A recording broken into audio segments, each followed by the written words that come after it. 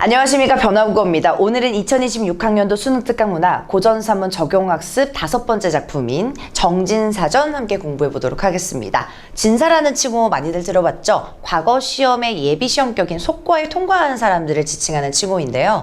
김진사, 정진사 이렇게 많이 들어봤지만 이 정진사라고 하는 인물을 주축으로 이 가정 내에서 이루어지는 하나의 이야기입니다. 그래서 앞으로 진사라고 하는 단어가 호칭, 칭호가 붙으면 정씨 양반네, 정씨 사대부네 이렇게 파악하셔도 될 것 같습니다. 자, 그렇다면 본격적으로 본문 들어가 보도록 할게요.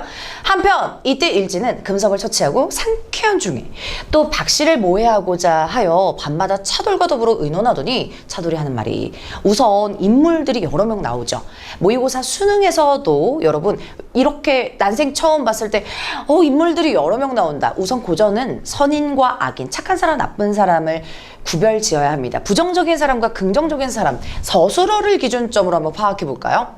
일지라는 사람이 금석을 처치했더니 상쾌하대. 어떤 사람을 처치했는데 와우, 너무 통쾌해. 그리고 그 인물은 어떤 사람을 모해하고자 한대요. 자, 그러니까 일지는 긍정적 인물, 부정적 인물? 네, 맞습니다. 모해하고자 하는 우리 부정적인 인물이 되겠죠. 그래서 부정적인 인물과 대조적인 인물이니까 금석은 처치를 했을 때 일지가 긍정적인 인물을 처치했을 때 상쾌한 기분이 들 거고요.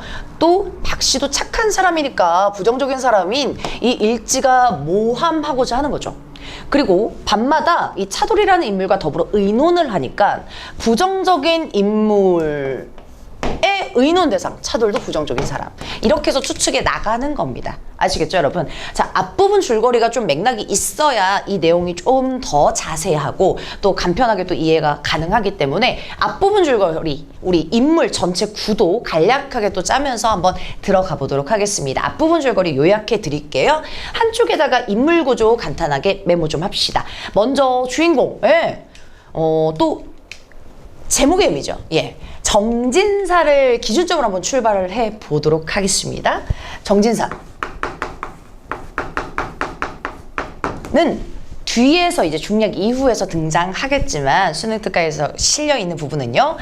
이 장부인이라고 하는 이 여인과 결혼을 해서 아이를 낳았으니 시부모가 될 수 있겠죠. 자, 그래서 이 아이들을 낳는데 그 이름이 바로 여자아이는 규봉이라고 하는 여자아이, 그리고 창인이라고 하는 남자아이를 낳게 됩니다. 근데 이 둘은 너무 닮았어요. 쌍둥이입니다. 쌍둥이 남매를 낳게 돼요. 그러니 하루는 규봉이 이제 친구들이 이렇게 있는데 꿈이 너무 뒤숭숭한 거예요. 그래서 친구들이 야 나와 놀자 이렇게 했는데 얘가 꿈 핑계 대고 안 나갈래 했어요. 근데 그 간격을 본 아주 장난꾸러기 창인이 너랑 나랑 이렇게 다르게 생기지 않고 쌍둥이다 보니까 비슷하게 생겼으니까 내가 여장에서 그 규봉이 친구들 좀 예쁘던데 같이 한번 놀아볼까? 이렇게 해가지고 여장을 해서 나가요. 그 여장을 해서 나가서 이 규봉의 친구들인 최소저와 그리고 박소저를 만나게 됩니다. 지금은 사실 남사친 여사친 이렇게 밤새 같이 이야기하고 떠들고 놀 수 있죠. 자, 그런데 남녀 7세 부동석인 이때 상황에선, 조선시대 상황에서는 하룻밤 남녀가 같이 보낸다? 심지어 얘네들은 너무 불쌍해. 여장을 한 채로 나타났기 때문에, 규봉인 줄 알고 여장을 한 채로 나타냈기 때문에 깜짝까지 속은 거죠.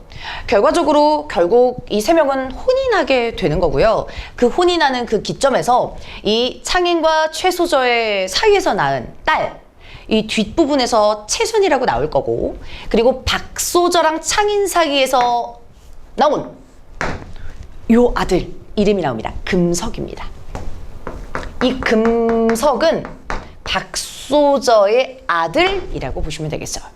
그러면 일지는 도대체 어떤 인물이냐?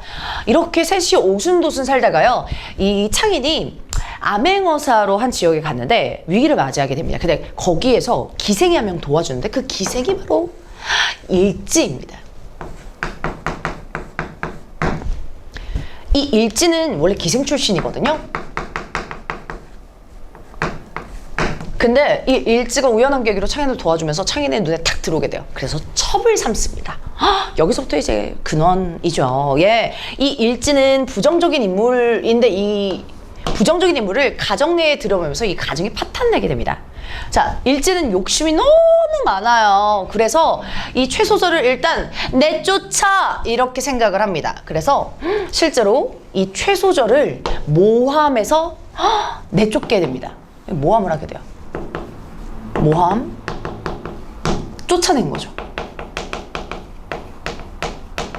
그래서 이 집안에는 지금 최소자가 없습니다. 그런데 그 모함은 또 간략하게 소개해드리면 이 일지와 창인 사이에서도 아들이 있어요. 이름이 좀 특이한데 평출이라고. 참고로 이 평출이라는 아들이 있었는데 이 평출을 자기 아들을 죽여버려. 어머나 세상에. 그리고 여기 일지가 앞부분에서 얘기했죠. 금석을 처치했다고. 그래서 박소저의 아들을 자기가 대놓고 처치하면 안 되잖아요. 이 금석도 이 처치했다라는 이 내용을 최소저한테 다 뒤집어 씌우게 되는 거죠. 그래서 최소전의 결론, 평출도 죽이고 금석도 죽이는 이렇게 악인으로 이제 모함을 받게 되죠. 그래서 집에서 내쫓게 됩니다. 자, 그러면 박소조는 최소조한테 앙심을 품을까요? 네, 그렇지 않습니다. 이 내력을 다 알고 있어요. 그러니 최소조를 되게 아련하게 불쌍하게 보입니다. 죄도 없이 쫓겨나겠네, 쫓겨났네, 이렇게 해서 안타깝게 보게 되는 거죠. 자, 그리고 다시 돌아와서 우리 그렇다면 박씨까지는 알겠어요? 우리 차돌은 또 누구냐? 기생이잖아요. 근본을 버리지 못하는 거죠. 예, 부정적인 인물이다 보니까 내연남을 또 만들어요. 그게 바로 우리 차돌배기, 차돌이. 이 차돌이도 일제의 말 맞다나 계속 움직이는 부정적인 인물인 거고요. 이렇게 지금 내통하는 관계다라고 생각해 주시면 됩니다. 아시겠죠, 여러분? 네, 여기까지가 앞부분 줄거리 간략하게 정말 압축적으로 요약해 드린 거고요. 뒷부분 계속 이어서 나가보도록 할게요. 차돌이 얘기합니다. 우리 일지의 내연남, 내 친구 중에 봉돌이라 하는 놈이 끝난 오입쟁일 뿐만 아니라 국량이 유여하여 오늘 마침에서 박씨의 말을 듣고 자, 먼저 끊고 갈게요. 자기 친구래. 부정적인 사람의 친구래요. 당연히 이 봉돌이도 이 돌자 놀림인가 봐요. 부정적인 인물이 되겠죠. 네, 그래서 봉돌이가 어떤 말을 했는지 이렇게 전해 주는데 얘를 소개할 때요. 오입쟁이는 굉장히 바람둥이다.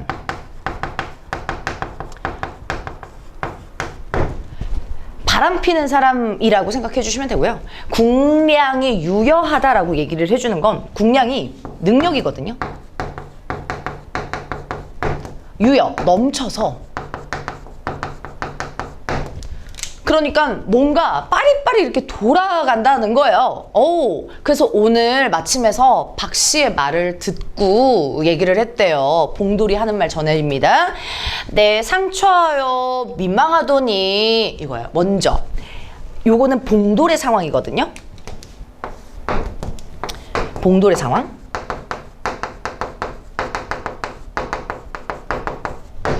이 처가 아내 처예요. 네. 우리 처갓집 할 때 상이 우리 상 당했다. 장례식.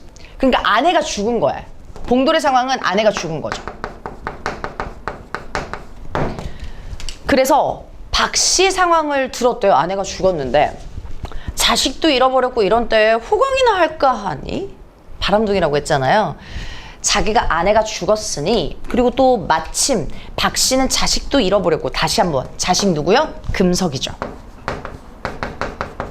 금석도 잃어버렸고 이런 때 틈을 타서 자기가 어떻게 해보려고 한다라는 계획을 세웁니다.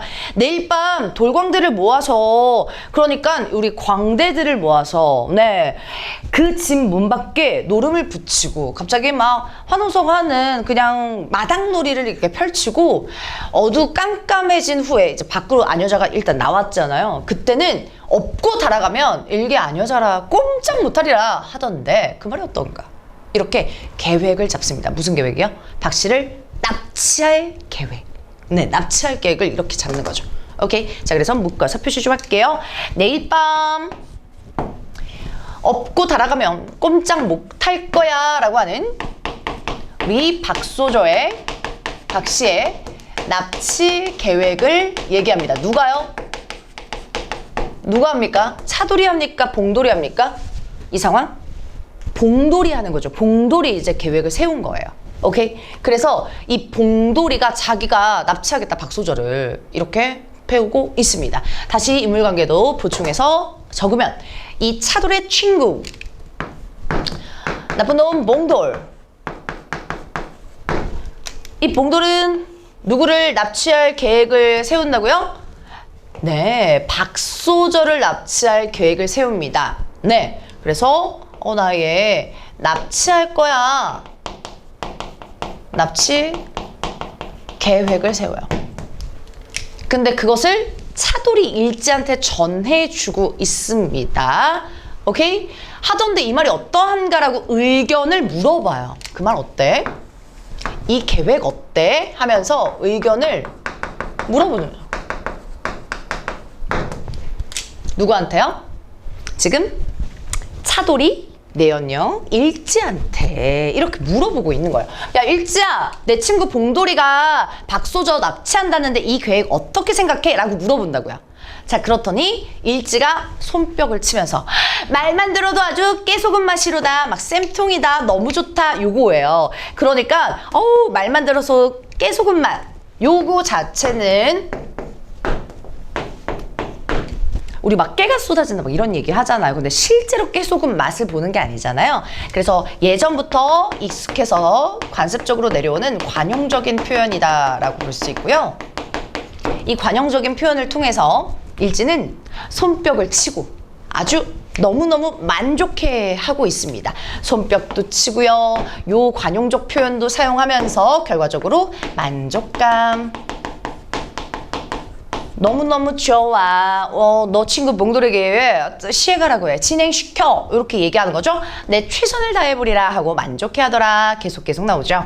이날 밤에 박 씨가 꿈을 꾸니 어떠한 노인이 사모관대하고 천연이 들어와 박 씨를 부르면서 얘기합니다. 자, 이제 박 씨 장면으로 넘어가요. 다시 한번 박 씨는 박소정, 금석의 어머니. 그죠? 긍정적 인물, 선인이다 생각해 주시면 되겠습니다. 오케이? 자, 그래서 꿈의 역할이 우리 수능특강 문제수도 많이 실려 있죠. 이 꿈에 한 노인이 이렇게 나와가지고 이제 미래를 예견할 거야. 너 조심해 앞으로 라는 얘기. 그래서 꿈과 한 노인의 역할은 이 박 씨를 도와주는 존재가 되겠습니다. 그래서 노인에다가 먼저 표시 좀 할게요. 조력자다. 그리고 한 노인의 역할은 미래를 예견해준다. 위험을 예고해준다. 그렇게 이제 뒤에서 나올 겁니다. 그래서 꿈을 꾸면서 노인이 어떤 말을 하는지 귀를 기울여야 되는데 그 전에 사모관대라고 하는 것은 사모랑 관대가 이제 모자인데 사극 보시면 여러분 요렇게 해가지고 요렇게 네 얼굴이요. 요 모자 요거 알죠? 선비들이 이렇게 양반들이 쓰는 모자. 관대는 의복을 얘기합니다. 아무튼 직책이 좀 높은 사람들이 입는 복장을 하고요. 천연히 꾸밈 없이 천연 기념물 할 때 조금도 꾸밈 없이 들어와서 박 씨를 이렇게 부르면서 얘기하죠. 부인은 주무십니까? 꿈속에서 얘기하는 거예요. 뒤에 부분 계속 가볼게요. 박 씨가 황급하여 대답하기를 귀신인가 사람인가? 노인이 얘기합니다. 부인은 놀라지 마십시오. 나는 금강산 신령이오니 부인의 재앙을 구하고자 왔나이다 라고 얘기합니다. 자, 그러니까 자신을 소개하나요? 꿈속 노인은? 알 필요 없고 뭐 이런 얘기 안 하죠. 정체 숨긴다 이런 얘기 안 하죠. 자신의 정체를 드러내죠. 노인의 정체라고 쓸게요. 금강산 신령, 노인의 정체.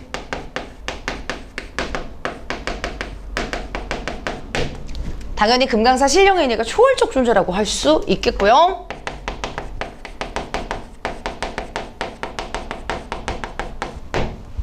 부인의 재앙이라고 얘기를 했을 때 이 부인의 위험과 재앙은 어떤 거가 되겠죠? 우리 누가 납치하는 거? 봉돌이 납치하는 거. 그죠? 봉돌의 납치.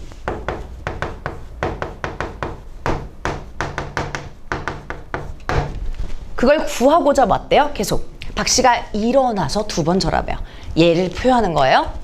이런 누추한 곳에 신령님이 강림하시오니 천만 의외옵니다 라는 거예요. 자, 여기에서 우선 당연히 깜짝 놀라고 황송하겠죠. 근데 표현을 굳이 물어본다면 우리 막 이러한 누추한 곳에 귀한 분이 막 이런 얘기 하잖아요. 아니, 겸손의 표현이죠. 겸손. 가볼게요. 겸손 태도다. 자, 첩의 재화는 어인 말씀입니까? 재화라고 얘기를 해줄 때 재는 재앙이 되겠고요. 화는 화난이 되겠는데 어쨌든 재앙이라고 생각해 주시면 되겠고요. 여기에서도 그 어떤 일이에요? 무슨 말이에요? 라고 물어보죠. 내일 밤에 괴상망측한 욕을 당할 것이니 부디 멀리하세요 라고 하는 시기도 알려주죠. 내일 밤 시기도 알려주고요. 괴상망측한 욕 한 번 더 쓰면 납치당하는 거. 부디 멀리하세요 라고 하는 방안까지 알려줘요. 조심해라. 계속 구체적인 방안이 이어집니다. 박 씨가 얘기해요. 그럼 친정으로 갑니까? 저 친정집으로 갈까요? 친정에 가도 그 욕을 면치 못할 것이니 멀리하소서. 친정에 가지 말래요. 그래서 박 씨가 엎드려서 통곡하겠죠. 아니 어디 가라는 거야 도대체. 안 여자가 계속 미거한 인생이 시부모의 총애하심을 입사와 의연이 부족하고 면면이도 부족하여 걱정을 끼치는 중에. 자, 아까도 얘기했지만 신령님이라고 하니까 계속 태도가 당당하거나 뭐 만족하거나 자신감 있거나 이런 태도가 아니라 겸손한 태도인 거 전체적으로 보이죠.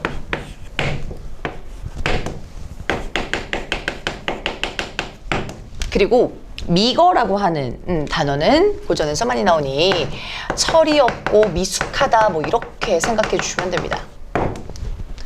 철이 없고 미숙한 인생이 시부모님의 총애하심을 입어서 부족하고 면면이도 부족한데 그때 가장은 국가에 헌신해서 만리 타국에 가 있고 우선 여기에 대한 내포적인 의미 가장이라고 했을 때 조심하세요. 우리 제목의 의미인 정진사는요.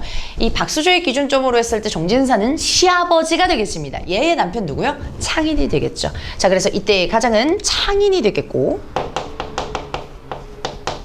벼슬이라는 자대부니까 만리 타국 어디가 있냐면요. 여기는 참고로 중국에 가 있습니다.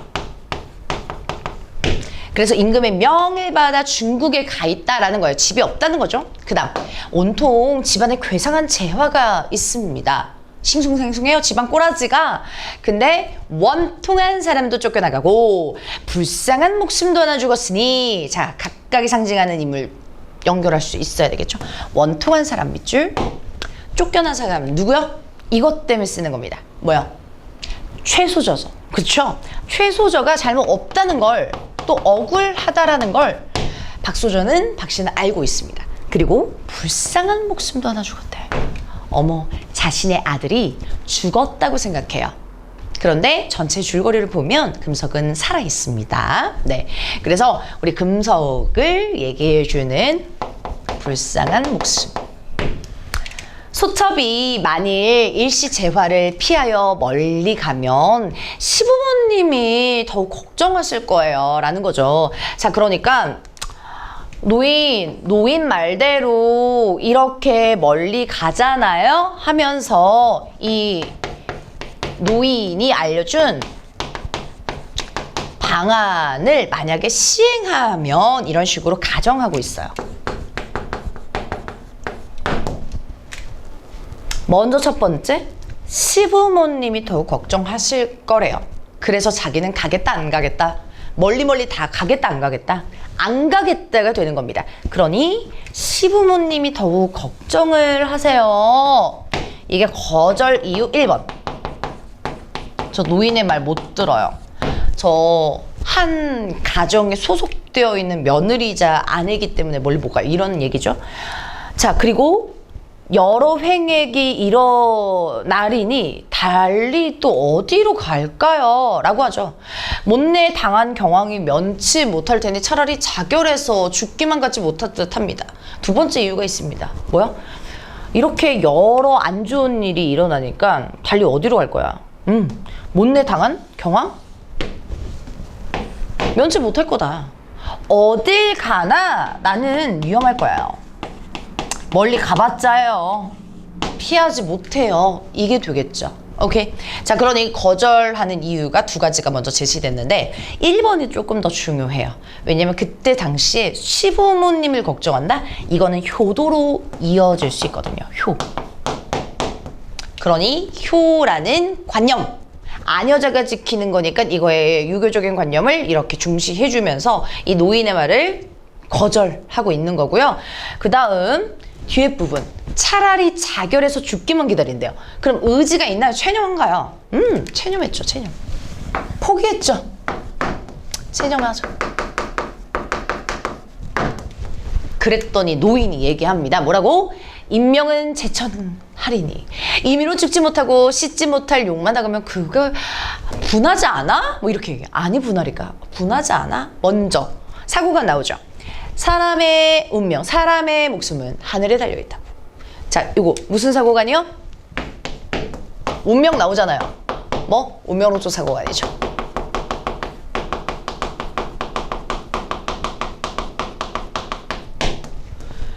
그래서 임의로 죽지 못하고 또 너 계속 당하고만 있을래? 너 안 빡쳐? 이런 얘기가 되죠. 당하고만 있을 거야.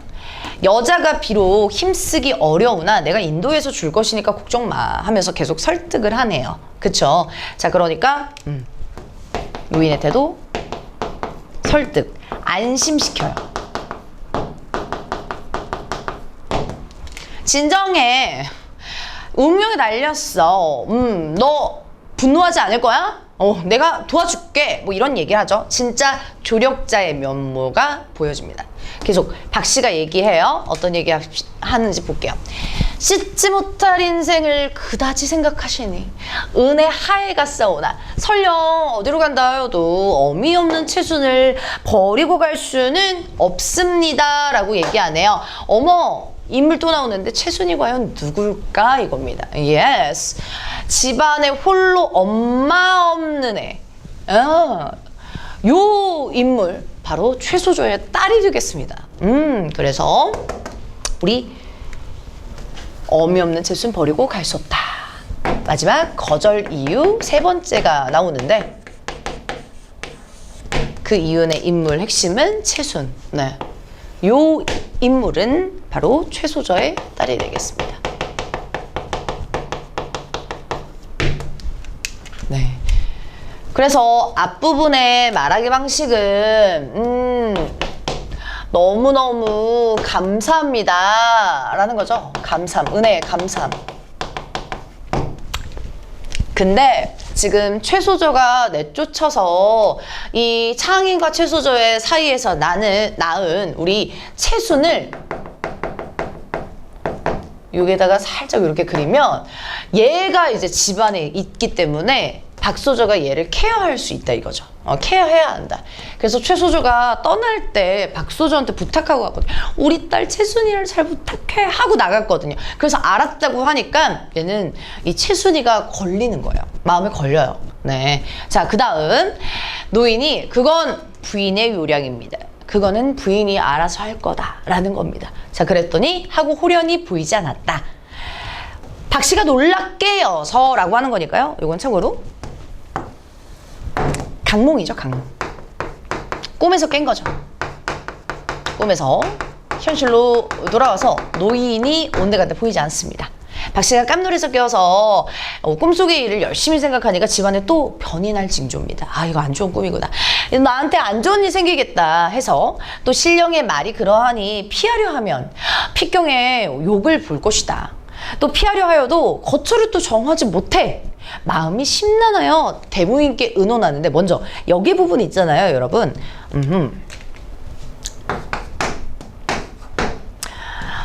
신령의 말이 안 따르면은 욕을 볼 것 같아.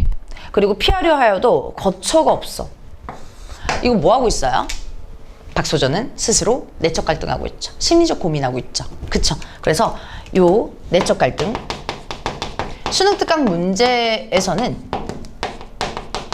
심리적 갈등 뭐 이렇게 나와요. 내적 갈등이나 심리적 갈등이 나요. 심리적인 고민 요렇게 지금 하고 있죠. 말을 들어 마라 뭐 이런 거죠. 마음이 심란하다. 대부인 나옵니다. 인물. 여기서는 아까 제가 먼저 작성한 우리 장부인에게 되겠습니다. 장부인 먼저 쓰시고요. 박소저의 이 시어머니, 정진사의 아내라고 해주시면 되겠죠.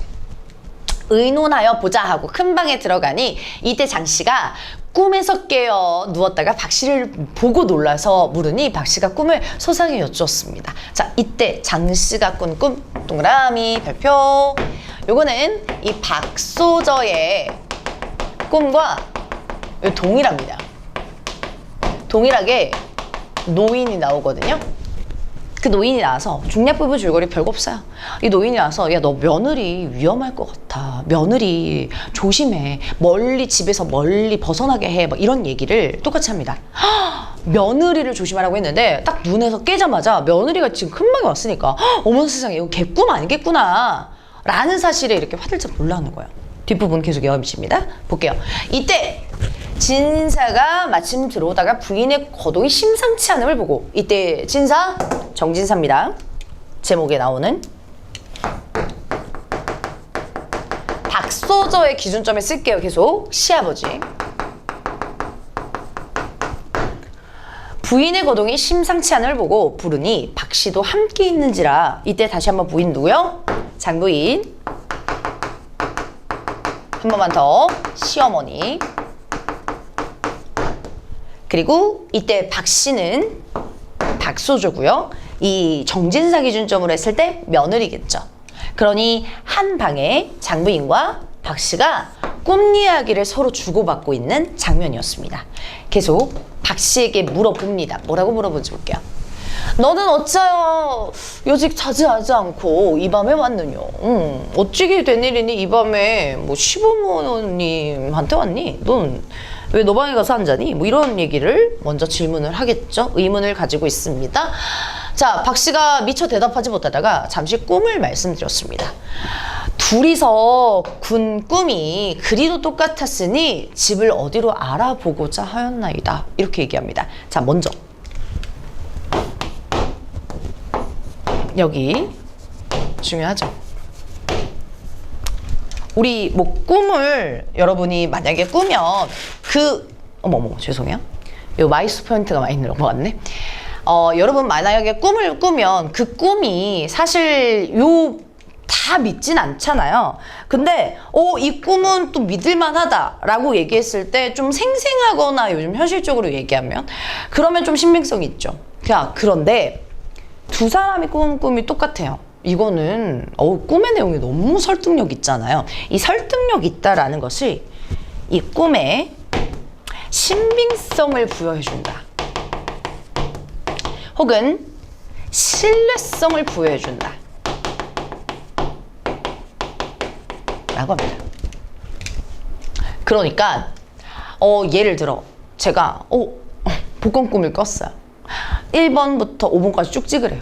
1, 2, 3, 4, 5번, 6번까지. 그럴 리는 없겠지만 1번부터 6번까지 찍은 복권이 당첨이 된대요. 근데 제 동생이랑 한날 한시에 똑같은 꿈을 꾼 거예요. 그러면 요거 그냥 투자해볼 만한 가치 아닙니까? 이런 일이? 세상에 이런 일이? 그러니까 얘네들도 지금 그 전에 특히 박소저, 이 박씨는 이거 따라봐라. 갈 데도 없는데 하면서 고민 상담. 마음이 또 싱숭생숭해서 시어머니를 찾아온 거잖아요. 근데 시어머니도 같은 꿈을 꾸니까 이건 진짜다. 이건 찐이다 하면서 집을 알아보고자 한 거죠. 그 다음 진사가 이 얘기를 듣고 크게 놀라서 시아버지가 야, 그런 실없는 말을 어찌하는 거야. 꿈이라는 것은 본디 허상이고 또한 젊은 여자가 친정도 아니고 정처없이 어디로 가든 욕이 되지 않겠는가? 라고 하면서 지금 여기 나가라고 해요. 아니면 믿지 않아요? 이 진사는 꿈의 내용을 믿지 않습니다. 그죠? 실없는 말이라고 하고요. 꿈이 허상이라고 얘기해요. 그리고 나가지 말라. 집을 따로 절대 구하지 말라라는 이유도 나와 있죠. 꿈이라는 것은 허상이고 정처 없이 어디로 가든 욕이 되지 않겠어? 하는 그 만류의 이유가 나옵니다. 어디 여자가 돌아다녀 위험하게 너 신변이나 잘 보호해 라는 얘기로 만류를 하고 있죠. 자, 여기에서 먼저 또 부가적으로 설명을 드리면 보기 박스 안에 그런 얘기들이 나와요. 자, 보세요. 여기서 남자들이 되게 부정적으로 그러니까 그려지거든요. 그러니까 똑똑하지 않고 영민하지 않아요. 우선 사실 진짜 맞잖아요. 남치가 되고 이 여인들의 말이 맞잖아요. 근데 이 시아버지가 반대해서 못 나가는 거잖아요. 그래서 이 가장의 무능함, 이 똑똑하지 못하고 영민하지 못하고 어리석음 이런 것들을 이어질 수 있다라는 거죠. 만류 이유, 즉 만류하는 태도를 통해서 이 가장의 무능함을 또 보여준다. 무능력함을 보여준다. 이렇게 연결하셔도 됐습니다. 네, 괜찮습니다. 결론은요. 이 창인 굉장히 제가 싫어하는 남캐거든요. 부정적인 사람 아닌데 죄송해요. 제 사심이 담겼네요. 네, 아무튼 이 창인은 여장을 해가지고 미친놈이에요. 그래서 여장을 해가지고 얘네들하고 같이 막 무릎 빼고 막 놀거든요. 네. 자기 막 남자인데도 불구하고. 그래서 나중에는 하하 나 그래도 뭐 어쩔 거야 뭐 안 되면 결혼해야지 뭐 이렇게 해가지고 얄밉게 나와. 그리고 보면 제일 문제가 뭐냐면요, 일지라는 인물이 진짜 그 악의 근원이잖아요. 근데 이 사람 됨됨이를 못 알아보고 이 사람을 가정에 이렇게 두게 했으니, 환난을 두게 했으니까 얘가 무능력한 거거든요. 그래서 결론은 창인, 정진사 둘 다 무능력하다. 이 소설은. 네. 가정 내의 소설 중에 이 가장의 무능함을 지적하는 소설이 굉장히 많거든요. 여기서도 그려진다. 라는 거. 자, 계속 사랑치 나가니까 박 씨가 갈 길을 찾아 힘든 차에 진사 말씀을 그렇다고 여겨 다시 잠시 얘기를 합니다. 아버지 말씀이 지당하오니 설사 무슨 액을 당하여도 집에서 당할 수밖에 없겠습니다. 하면서 이 아녀자의 태도 수용하죠. 수락하죠. 그쵸? 자, 그래서 진사 말씀이 그렇다고 여겨. 진사 말씀을 뭐 한다고? 수용한다고. 받아들인다고. 순응한다고. 순응적 태도.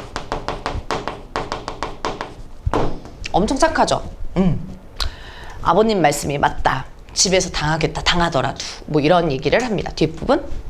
하고 별당에 와서 도로 생각하니까 그러 날이세요. 종일 염려 무궁하더니 라고 하네. 자, 그래서 얘가 집안에서 당해도 집안에서 당하는데 이 꿈 내용이 심상치가 않잖아요. 그러니까 종일 염려해요.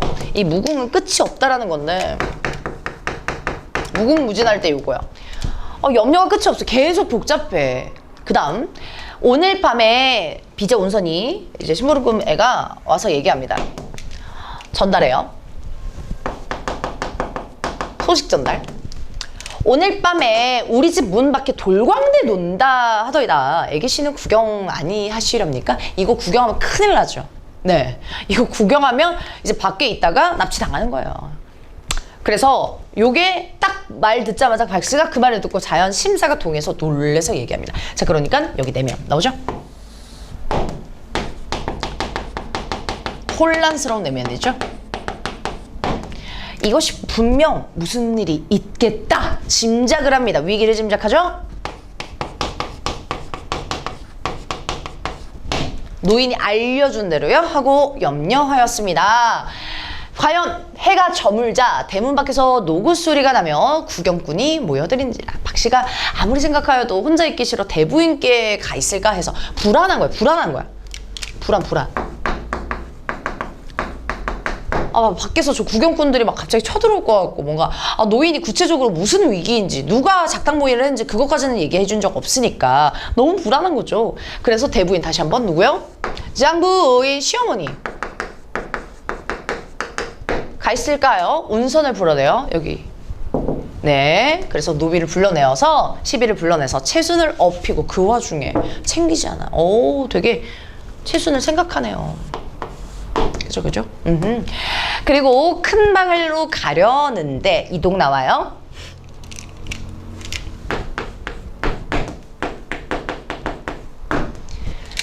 어젯밤에 현몽하던 노인이 꿈속에 나왔던 예견했던 노인, 현몽의 단어 뜻은 죽은 사람이나 신이 꿈에서 나온다, 이 얘기를 해주시면 돼요. 그래서 뭐 귀신이나 혹은 신령이 꿈에서 나오는 거, 그게 현몽이라고 하는데, 노인이 갑자기 홀연 앞서서 큰 방으로 인도를 해서 문을 열고 들어가거늘 박 씨가 갑자기 저 노인이 어디서 툭 튀를 했을까 하면서 주저주저 하다가 이미 나섰는지라 운선을 따라 들어가 보니 장부인이 혼자 앉아 있다가, 역시나 금방 예상한 대로 장부인이 혼자 앉아 있을 거라고 생각해요. 그런데 홀연 갑자기 일어나서 합장 제부에 손 모아서 요렇게 스님들이 요렇게 절하시는 거. 행차 오실 것을 알았나이다. 먼 길이 편안하셨나이까? 안부를 물어보고 있습니다. 자, 먼저 요 사실을 통해서요, 어머, 장부인은 아닌가 보다. 적어도 변신을 뾰로록 했는데 누구? 박 씨가 그 말 듣고 괴이하게 여기고 다시 보니까 장부인이 아니고요, 어떠한 여승이 108염주를 목에 걸고 앉아 있습니다. 자, 그러니 대박이죠. 장부인처럼 보였는데 바로 어머, 어떤 여승이에요. 장부인의 정체가 여승이라고 하면 안 됩니다, 여러분. 도수를 이렇게 부른 거예요, 노인이. 그래서 비현실적인 요소입니다, 여러분. 그래서 괴이하게 여겨, 이 부분은 비현실적인 요소 근처에다가 전기적인 요소라고 지칭을 해주셔야 되겠고요. 더욱 괴이하게 여겨서 방 안을 둘러보니까 평생 보지 못한 방이에요. 그러니까 갑자기 공간도 막 변화됐어요. 예. 자, 그래서 우리 막 문을 이렇게 뭐 드라마 도깨비처럼 문을 딱 열고 들어가면 막 갑자기 캐나다 빡 이렇게 나오는 것처럼 문을 빡 열고 들어갔는데 뭐야, 여기 어디야? 뭐 이렇게가 되는 거죠. 오케이. 그래서 공간, 순간이동을 하는 것처럼 비현실적이고 정기적인 판타지적인 요소가 들어가 있다 생각해 주시면 되겠습니다.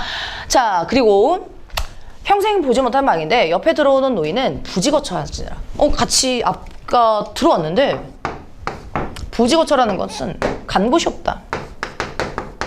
그러니까 갑자기 없어졌다 이거예요. 증발. 박 씨가 여승에게 묻건을 여기가 어딥니까? 여기 어디예요? 라고 얘기해요. 자, 그랬더니 여승이 답하기를 여기는 금강산 무수람이다 하나이다 하면서, 나는 큰 방인 줄 알았는데 여기에 공간이 나오죠. 금강산 실제 있는 산이기 때문에 실제 지명이라고 해도 되고요. 공간이 이렇게 밝혀집니다. 박 씨가 산신령의 도술인 줄 알고 다시 물어서 얘기를 합니다. 여기서 충청도 괴산이 얼마나 됩니까? 왜 물어보겠어? 자기 집 주소거든. 그래서 이 충청도 괴산은 얘도 똑같아요. 한 번만 쓸게요. 실제 지명이고 구체적인 지명이고, 여기서는 지금 현재 공간이잖아요. 여기서는 지금 얘가 왔던 공간, 즉 누구 집? 정진산의 집. 박소전의 집이라고 해도 당연히 돼요. 같이 사니까. 정진산의 집인 거죠. 지역. 그랬더니 850명, 어마어마하게 거리감이 있대요. 박 씨가 얘기합니다. 우리 올 줄 알았단 말은 무슨 말입니까? 자, 여기 끊고 갈게. 우리 올 줄 알았다는 말, 여기 있네요.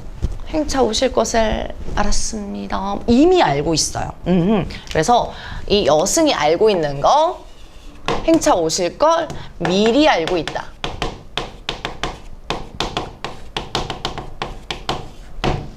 그리고 안부를 묻고 있는 거죠.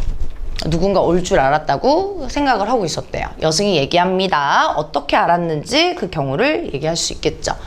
간밤에 꿈에 산신령님이 현몽하시기를, 아무 시에 그럴 만한 행인이 아이를 데리고 올 것이니 부디 착실히 접대하라 라고 하옵기언을, 이즉 기다렸거니와 어디 계신 행손이 무슨 일로 이런 궁곡에 방문하셨어요? 라고 물어보네요. 자, 우선 얘도 마찬가지로 이 꿈 때문에 미리 올 거라는 사실을 알게 되는 거죠. 그리고 이때 산신령, 동일한 노인이겠죠. 현몽하시기를, 아까도 얘기했지만 죽은 사람이나 혹은 이렇게 신이 꿈에서 나올 때 현몽하시기를, 내일 아무시네, 시기 다시 한번 나오죠. 그럴 만한 행인 누구요? 박소저요. 아이를 데리고 온대. 아이 누구요? 금석이라고 하면 안 돼요. 그죠? 금석은 이미 처치 당해서 눈앞에 없어졌다. 살아는 있지만 여기서는 우리 최순,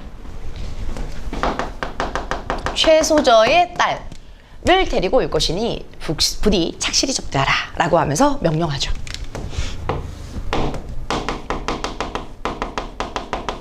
환대하라고 명령해요. 잘 대해주어 이거죠. 그래서 이 집 기다렸대요. 그래서 모르는 정보가 나오죠. 순수한 문제에서도 있었어요. 어디 계신 행손이 무슨 일로 이렇게 온지는 몰라요. 그쵸? 이 정보 사실은 모르고 있다.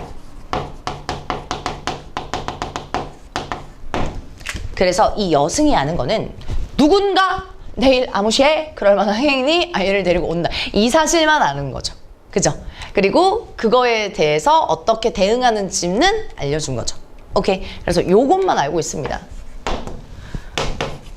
요거는 모르고 있고 요거는 이미 아는 내용이죠.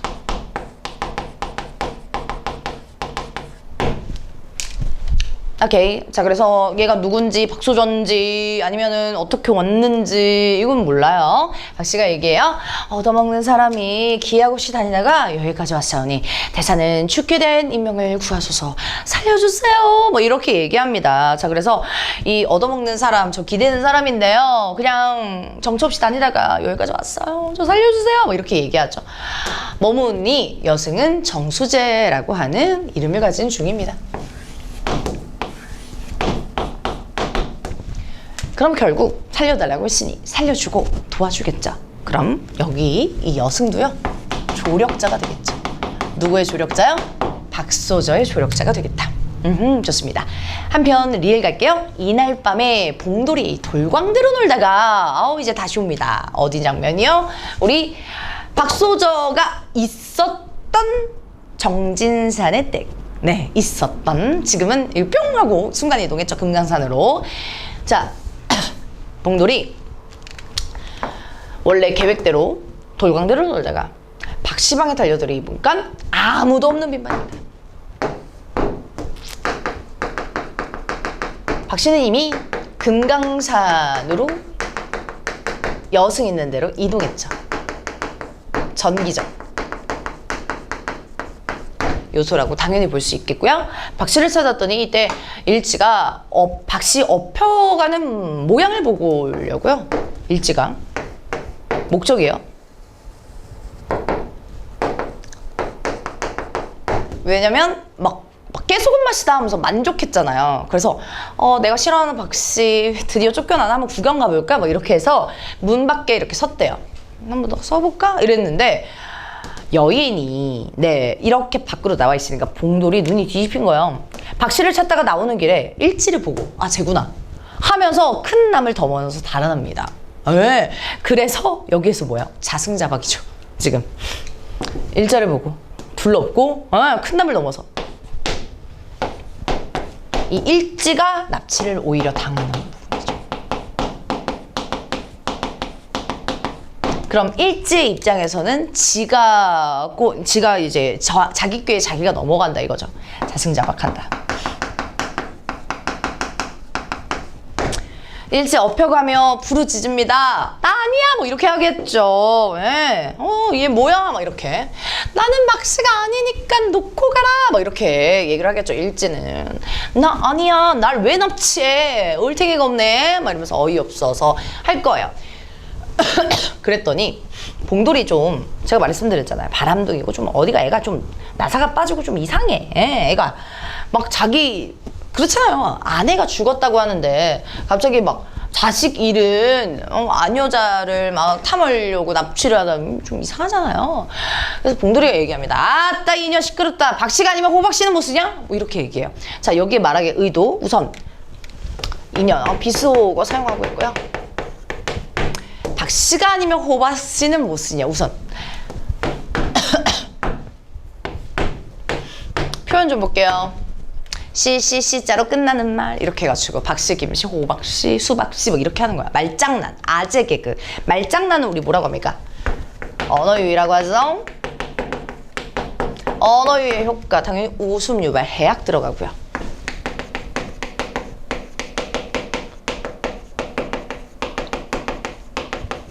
얘는 끝에 음을 비슷한 음운을 반복하고 있다 이렇게 보셔도 됩니다. 이 말의 의도는 뭐냐면 야 너가 박씨가 아니야? 박씨 아닌 걸 믿지 않을 수도 있지만 보편적인 해석은 그겁니다. 박씨가 아니면 어때? 너 여자잖아. 그럼 가자 이거예요. 여자의 미친놈이라서. 그래서 여자면 상관없다.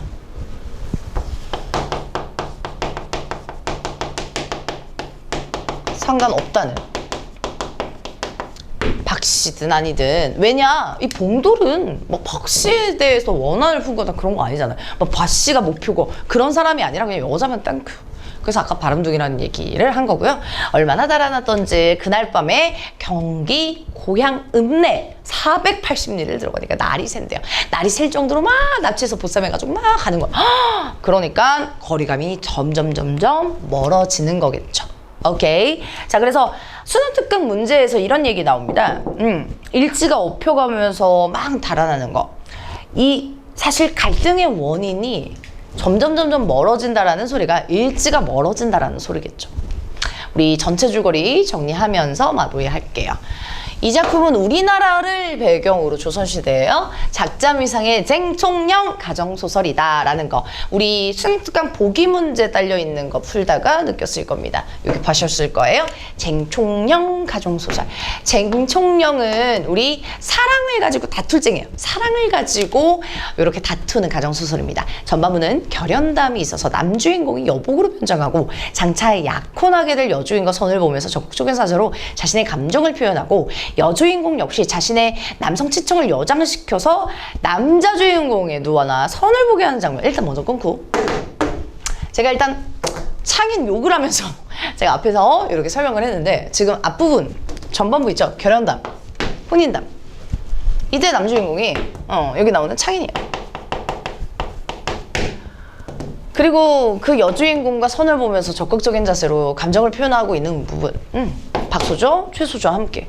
그리고 여주인공 역시 여기서는 박소조거든요. 자신의 남성 친척을 여장시키는 장면이 나옵니다. 참고로 우리 전체 스토리도 간단하게 간략하게 마무리하고 요 강의 마치도록 할 건데요. 일단 앞부분부터 쭉 이어진 부분 중에 이제 이 EBS에 수록되어 있는 부분, 마지막 부분 중에는 봉돌이 원래 박소조를 납치할 계획을 가지고 있었어요. 근데 결과적으로 봉돌이 일지를 납치하면서 우스꽝스럽게 지금 마무리가 되고 있잖아요. 그쵸? 요 부분. 자, 그러니까 계획에 실패했다라고 볼 수 있죠. 근데 요 앞부분 내용은 뭐예요? 라고 질문이 나올까봐 우리 창희는 여장을 해서 최소조랑 박소조랑 막 히덕거리면서 결국 결혼에 꼴이 나게 됩니다. 심지어 진짜 짱나는 게 최소조는 이미 좀 정략 결혼으로 남편감이 일단 있었거든요. 근데 좀 불안한 거예요. 나중에 이제 결혼을 하고 야, 너 창인이랑 그렇게 하룻밤 같이 보냈다며? 너 그런 여자라며? 이렇게 뒷소리가 들릴까봐 엄마한테 그걸 얘기해요. 그래서 엄마가 그래 결혼 모르고 너 창인이랑 해 이렇게 해가지고 결혼을 하게 되거든요. 그래서 창인은 이제 동시에 두 여자랑 결혼을 하게 되는 거예요. 그러면 박소조는 창인도 빡치지만 규봉이 너무 미운 거예요. 규봉은 그냥 나 오늘 꿈자리가 좀 안 좋아가지고 오늘 안 놀래. 이 시비야 심부름꾼아 그렇게 전해 라고 했는데 그거를 몰래 몇 번 창인이 잘못한 건데 이 박소조는 규봉도 너무 원망스러운 거예요. 그래서 이 규봉의 이 짝꿍, 이 남편이 되는 애한테 누구냐 라고 해서 이 규봉하고 이 어우러지는 이 남편이 이 박소조의 사촌인 거예요. 박소조의 사촌. 그래서 이모 아들, 이모 아들이에요. 그래서 이모 아들내미랑 얘랑 결혼한다고 소식을 듣고 이 사촌한테 시켜요. 너 여장해라. 내 복수 좀 해줘. 그래서 갑자기 여장을 시켜. 규봉은 좀 잘못이 없는데. 근데 이 규봉도 이 남자인지 모르고 하룻밤 같이 이렇게 지내거든요. 그걸 통해 가지고 그래 처음엔 분했지만 그래 나도 이 창인이 얘네들한테 여장을 했기 때문에 나도 참아야겠다 뭐 이런 얘기도 나옵니다. 그래서 이 부분이 남성 친척을 여장시켜 가지고 남주인공의 누나랑 선을 보게 한다. 이 쌍둥이 누나 규봉이 남자랑 선을 보게 하는 장면이 있다라는 거죠. 기존의 고전소설에는 찾아보기 어려운 독특한 사건입니다. 그죠? 갑자기 남장도 아니고 여장을 해버려. 남장을 하면 뭐 영소설 사회 진출이라도 하지, 얘는 뭐 그냥 사랑 얘기로 해가지고 갑자기 여장을 하니까. 후반부는요, 애첩이 여주인공을 몰아내기 위해서, 이 애첩은 나와 있듯이 일지죠. 불량배로 하여금 납치하려고 하게다가 봉돌이죠. 그리고 여주인공은 박씨고요. 도리어 자기가 납치를 당하는 장면이 있는데, 이거는 정말 찾아보기 어려운 독특한 사건이다. 이거는 뭐 특수성이다, 이렇게 보면 됩니다. 조선 후기에 유행했던 사실적인 표현 방법에 영향을 받아서 표현이 사실적이게 개성이 뚜렷하게 드러낸다는 평가를 받고 있다. 까지가 이 작품의 해제였고요. 주제는 남녀 주인공의 결연, 처척 간의 갈등 해결을 통한 유교적인 가치관의 지향이다. 그래서 앞부분이 결혼, 그리고 갈등 해결을 통한 유교적 가치관, 라든지 우리 남편을 그리워하면서 지조절개를 쭉 지키잖아요. 뭐 열려, 지조절개이라든지 유교적인 가치관을 지니는 아녀자들의 삶의 태도를 보여주고 있습니다. 우리 끝까지 전체 스토리 읽어보면 이 일지는 결국 벌을 받게 되고요. 납치를 당해서 막 진짜 봉돌이 막 잡아패요. 막 애를 막 잡아패서 일지가 못 살게 되고 있는데, 그 장면을 상인이 우연히 보게 되고 이 전말을 듣게 되면서 일지를 벌을 줍니다. 그리고 박소절랑 최소절을 다 불러서 행복하게 살아가는 해피엔딩으로 그렇게 마무리가 되는 그런 권선징악의 작품이에요. 이 작품 그래서 키워드는 쟁총형 가정소설, 사랑을 위한 다툼, 그리고 처첩 간의 갈등.